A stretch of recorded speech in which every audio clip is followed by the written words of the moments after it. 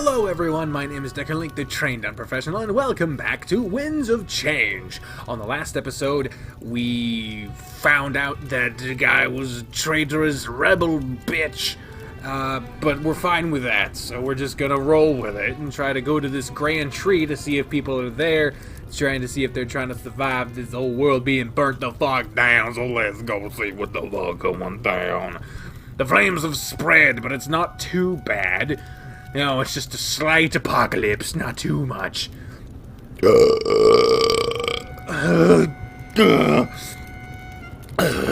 need to make sure I don't inhale too much smoke. As we take slow, cautious steps, my mind is conflicted. There's one thing I can't seem to get off my mind. This blade, or whatever, was it worth all this? Destroying an entire culture over something so simple? Sorry, I can't see all that well. You two will have to lead the way. I'm not as familiar with the surroundings. Yeah. That's cool, Ulrich. You a little bitch, we understand. We crouch and make our way through Valinor. I have a rising urge to cough, but I try and hold it back. We wouldn't make it this far. We wouldn't want to make it this far and get caught. The water tank is crackling and leaking its contents. A small stream trickles down through the village. This would be our best tool to hinder the flames. This isn't right. Not at all. Where is everyone, Ulrich? There's not a single body. Well, you did done said it was a vision. Not all of the shit has to make sense. Like I said, they could be at the Grand Tree. It's isolated and far away from here. I'm willing to bet the flames won't reach it. Oh, really? A giant flammable tree. It doesn't make any sense, though. Think about it for a second. In that alcove, we heard screams. Screams. The people of Valinor were dying. Not only burning, but getting attacked. There should be bodies all over the place. Say it, sister! She was right, and it bothered me as well. The current scene didn't match what we heard. Was it possible for visions to warp this way? What are you suggesting, Valessa? Do you think they stole the bodies? They stole the body? Do you think they stole them? I don't know. If they did, there'd be blood. There's nothing. Not even a trace. Doesn't make any sense, Ulrich. Yeah, doesn't make any fucking sense. Let's say you're right, for argument's sake. Why is it more important than going to the Grand Tree? Talking about it only seems to be wasting time. You mean you just stopped in the middle of a burning fucking village in order to talk about the strangers? Why wouldn't you talk about it while moving? You're surrounded by fire. The fuck is wrong with you? There might not be anybody at the Grand Tree. I don't think we know where we're up against. We should cut our losses and run, Ulrich. You need to make up your mind, Valessa. Running back and forth will get us all killed. Are we going to the Grand Tree or not? It's true, she was changing her mind far too fast. At the moment, she seems to value our survival. Could you be starting to doubt that this is a vision? All I had to go on was her word. I only believed her because it made sense at the time. How could I gather information if we leave Valinor? If you want to leave, we're going to Peregrino. It'll be the first place for survivors to flee. If Milas is there, he can tell us all about this attack. I just realized while I was editing the last episode of this that Ulrich sounds a little too goddamn much like Roman Reigns, and that bothers me. It's a good enough plan of action, and we nod to one another, but as we continue to move, everything changes.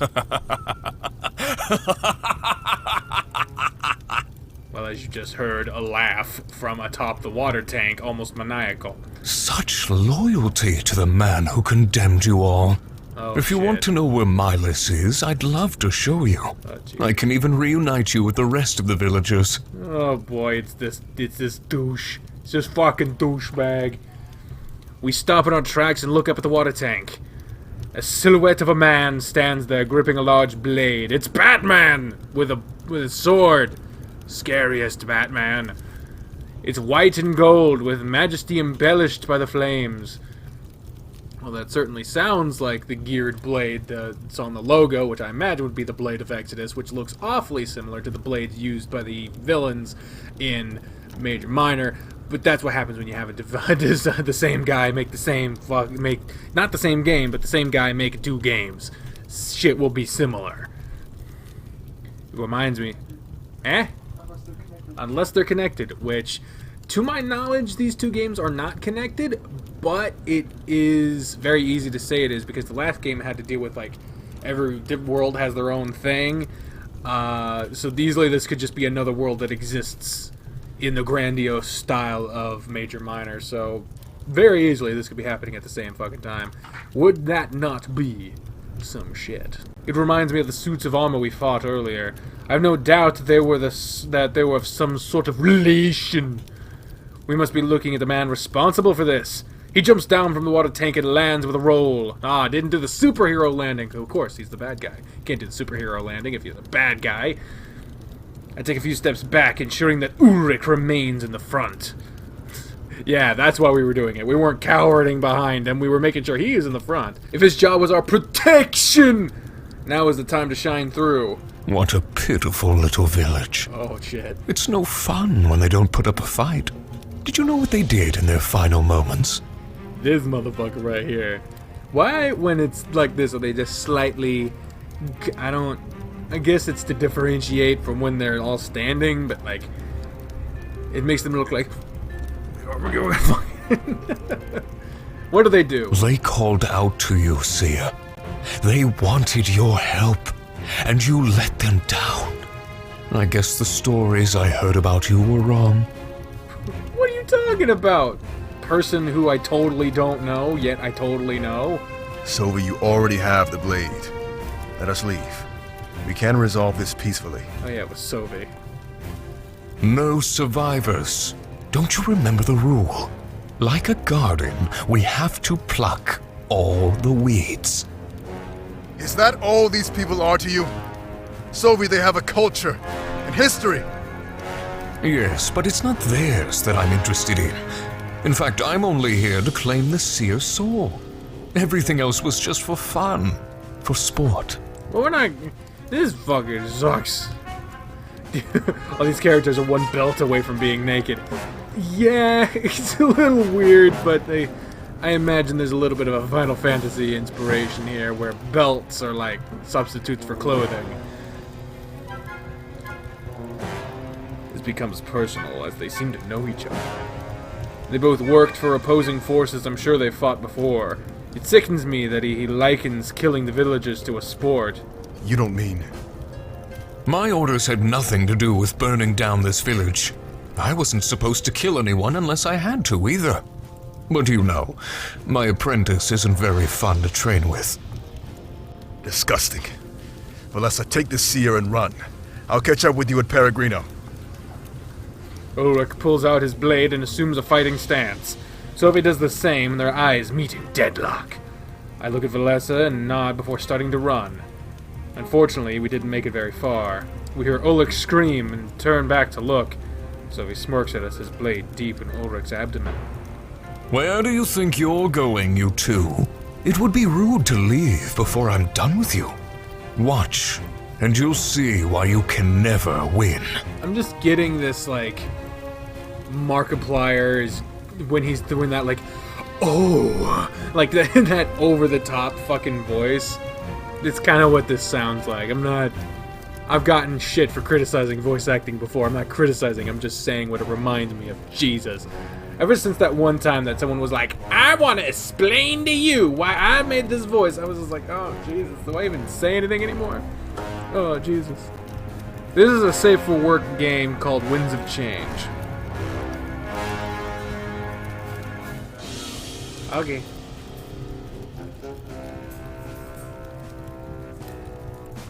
Red Fox quoting the Lion King. The Lion King! Oh, Jesus! With a grin on his face, he twists the blade inside Ulrich. Have a good day, Aaron. Defying all possibility, the gear on the base starts to spin.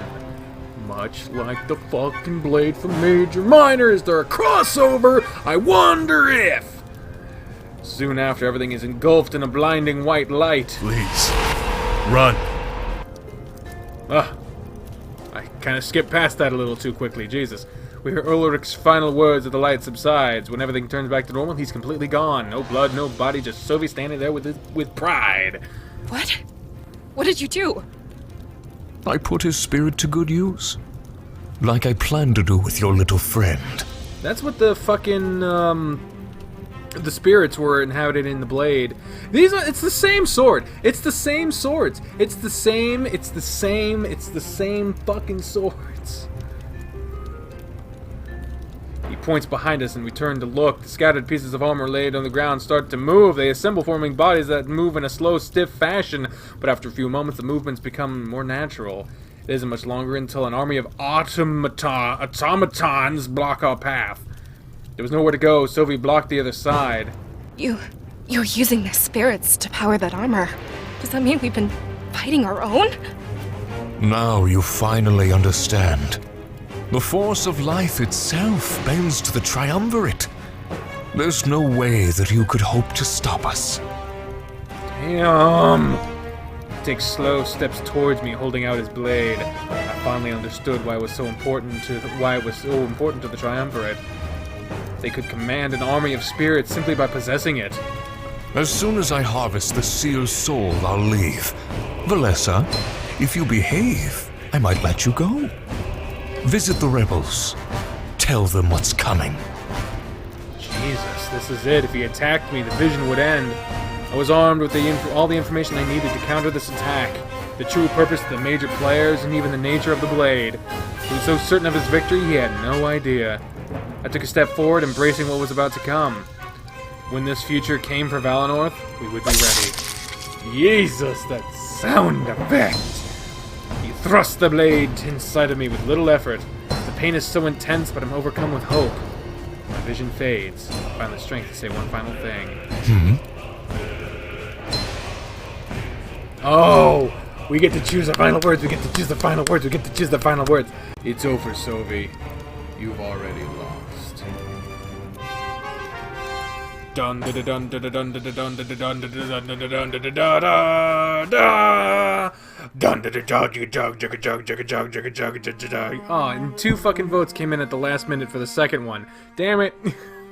Damn it, guys. Damn it, me, more rather. And here we are, in a bedroom that can't decide if it's zoomed in or not. My eyes shoot open and instinctively clutch my gut. The pain from the vision lingers, pulsing through my body. Panting heavily, I squirm in pain, waiting for it to fade. I fall off the side of my bed and slam into the floor. Thankfully, this makes me fully lucid, stopping the pain. For a moment, it's as if I existed in both scenarios. I rise to a sitting position and focus on my breathing. Still in shock at what happened, my heart beats frantically. It takes a while before it slows down, but I happily wait. When these negative feelings subside, I stand up. The vision I just experienced plays on a loop in my head. I had to warn Milas. I had to ensure this didn't happen. A knock sounds on my door, and I lock up in fright. After what I just saw, my mind is filled with anxiety. Thankfully, as a voice calls out to me, I'm put at peace. Hey, Seer! Open up! Don't make me wait all day again! This is the scribe in training, I believe. We were warned that he knocks on our door early in the morning. It's Fortane. He's my best friend and Valessa's student. As my scribe, she had to train a backup, so to speak. A terrible scenario to plan for, but it had to be done. I rush over to the door and quickly unlock it. Welcoming him in, I notice a huge grin on his face. I feel relaxed. It's a brief reminder of safety. Did you just wake up? Oh, jeez. I hope we won't be late. Don't tell me you forgot what day it is. Why does this guy's sound bites sound like he's like a million miles away from the microphone? It's like, hey! Hope you did and fucking eat the spaghetti.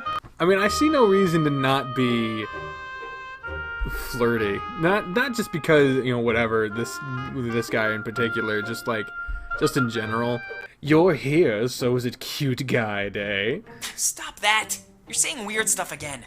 I should be the one flattering you. It's your day. Something like this only happens once a generation. What are you talking about? You're Fool? being officially inducted. You know, the ceremony to brand you as a seer?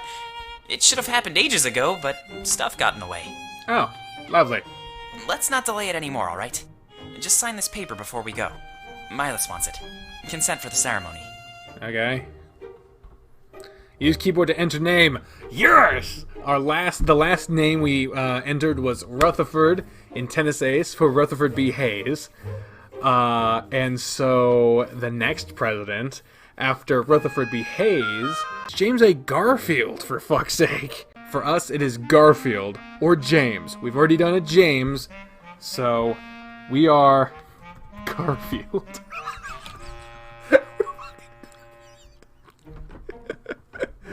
We're gonna be named fucking Garfield. We are the seer known as Garfield. Thanks. This is exactly what I'll need. Put on something fancy. I'll wait outside. We're fucking Garfield. Oh, that's hilarious. Yeah! We had a President Garfield, motherfucker. I reach out to try to stop him, but he's already gone. It's for the better, though. And as he mustn't know what I saw. So, isn't this our main protagonist? Is a fat cat. Why not calling him Garfield Lasagna Buns while you're at it? I love lasagna. What the fuck you talking about? The only people authorized to know were Milas and Valessa. I walk over to my wardrobe and look for an outfit. As for Tame pointed out, I'm still in my small clothes. Small clothes? Yeah, go outside. I'm gonna sleep. Garfield. This is the best. I love it. If it was a big day, I guess I'd have to dress the part. Wear elegant menswear or a beautiful dress. Hey! We can wear a dress? Even though we're a guy, we can wear a dress. Oh, that's lovely. It was because of you guys that we were even a guy in the first place, because I wanted to be a girl, but you said no. I would like to wear the dress. Put on a dress, Garfield, you look so fab. Yeah, let's put on that dress. Yes, that should be a fine choice. I slip into a dress and turn back to my room. I take in everything at once. It's a huge mess. Once I meet Fort Tame, we might be busy for a while. I should finish up any last-minute business while I can. But at the same time, I shouldn't keep him waiting for long. Last time Fort Tame came over, he left his journal. Of course, he has nothing to hide, so he's always open. I have to benefit from his writings. He's smarter than he lets on. On scribes and visions. The scribe of Valinor is a very important position, and one not to be taken lightly. Tasked with hearing and interpreting the visions of the seer or seeress, they bear a large mental burden. The spirits have their own language, and many visions are cryptic in nature. Though visions have become more clear over time, they started out as a mess of metaphors and confusion. It's almost as if, over many years, the realm of spirits has found ways to communicate more efficiently. This is interesting for many reasons. We must wonder if the realm of spirits is a physical entity, capable of growing and learning. There is no real explanation for this growing level of clarity in communication. It is widely believed that the realm of spirits hosts the souls of those who have left our world, but nobody has ever actually communicated with the dead or seen a long-lost loved one. Instead, these spirits grant visions of the future to those capable of witnessing them. Almost like a warning, they've helped keep Valinor safe, and Alestia by extension. Either way, because the visions have become more straightforward, the scribe is more of a ceremonial position. Rather than carrying any real weight, it is just an attempt to continue Valinor's tradition. Recently, Valinor has given the scribe their own protege, someone to take over if the worst should happen. For this reason, I study valiantly under Valessa. 410. Wow. I was supposed to gather bags of grain from Milas. Valinor is self-sustaining, and we take turns harvesting, but I think I have something more important to talk to him about. It's a book in the... God, another book. It's a book on the true reach of the spirits. A very divisive topic, and one that's always debated. The true reach of spirits. It is a widely held belief that plant life is a container for spiritual energy. Because this energy is so pure, residents of forested areas tend to lead a happier and more fulfilling life. While many are frightened at the ability for the spirits to influence our mood, they have yet to do so in a negative fashion. To this end, many people actively seek out homes in areas surrounded by nature and this positive energy. Whether negative or positive, being influenced with unknown intent is concerning to many people. It seems to be tolerated simply because the power helps in a beneficial way. What if the realm of spirits were to lash out and make us aggressive or worse? What if they are conditioning our minds to slowly bend to their will? At that point, they could make us do any manner of bidding. This is the thought that also keeps many away from such areas of Alestia. But as there are numerous large cities, finding a home that suits your belief is far from impossible. Many ask the Triumvirate to speak on this, but they remain ever silent on the matter. Is it possible that not even our rulers know the true nature of the spirits and their reach? August Veyer. Alright, there's one more book. I see it. I see it. One of my books on the creation of Alestia. Albus Dumbledore is one of the most famous scholars in the world. I tried to collect some of his works, but he wrote so much. On Alestia's creation. There are many theories on when Alestia came into existence. None have any foolproof evidence and are merely based on personal belief and the conviction of the individual. The most popular, however, is the belief that the Triumvirate created our world. This theory is strengthened by the fact that no history or records of history exist prior to their rule. Therefore, the passage of time on our world is measured by how many years have passed since the first recording of known history, the Triumvirate's arrival. But, as the lack of evidence cannot be considered evidence itself, this is a topic of hot debate. The answer does not seem to be within our reach, and many scholars who dedicated their lives to this knowledge have since given up and moved on. As everyone on Alestia lives in a relative peace, these pursuits are considered a waste of time. If the Triumvirate truly did create our world, then we must thank them, for they are very generous and righteous gods. Perhaps one day, though, we will know the truth. Algus Veyer. Ooh. My cooking space is so messy it's embarrassing. I'm glad Fortame didn't stay and visit. I would have been in lecture after lecture. I really wish I could just hop back and get to bed, but I guess I have responsibilities and stuff. I shouldn't keep Miles and the dog much longer. The town looks so peaceful and so quiet. It's far cry from the way I saw it last night. Hopefully the vision was far off, but not impending.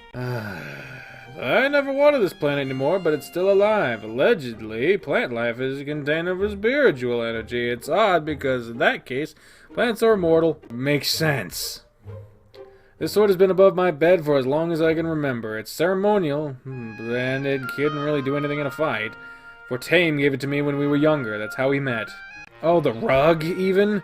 This carpet is... Why the fuck would I give a shit about the carpet? It's pretty luxurious. Valessa gave it to me.